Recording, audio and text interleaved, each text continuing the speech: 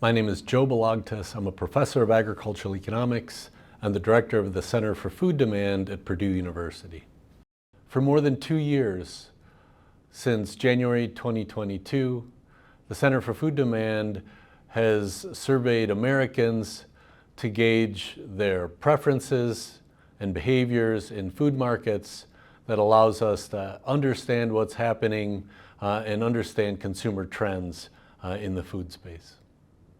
So this month in our survey, we focused on inflation. As anyone who's done any shopping at all in the last few years knows, prices across the economy have risen. That makes things less affordable, makes it harder to stay within your budget, and just makes life more difficult. Food prices have been no exception. Food price inflation rose at a peak of 11% per year in summer of 2022. Since then, food price inflation has slowed, and in recent months has slowed to pre-pandemic levels. So the most recent official reading of food price inflation came out last week. Food prices were 2.1% higher than they were a year ago. So while the data suggests that inflation and food price inflation in particular is slowing and returning to pre-pandemic levels, many consumers feel that prices continue to rise rapidly. So while food price inflation over the last year officially is 2.1%, respondents in our survey tell us food price inflation is much higher. They tell us food prices have risen by 6% in the past year, 3 times the official measure.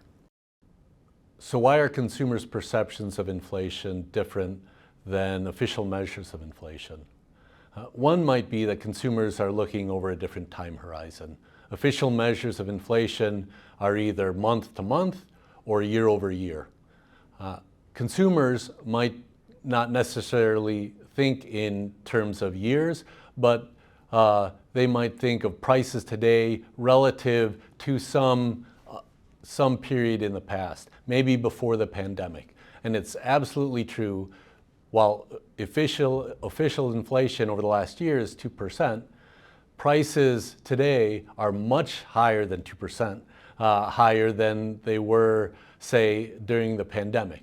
Prices today are food prices today are about 25% higher than they were a year ago.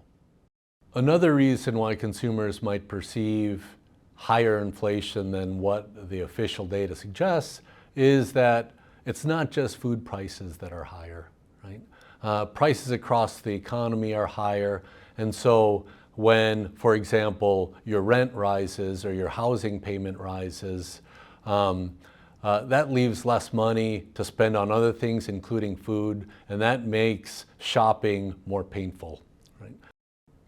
Another reason why consumers might perceive prices to be rising faster than they are is that consumers sometimes view economic data through the lens of their politics.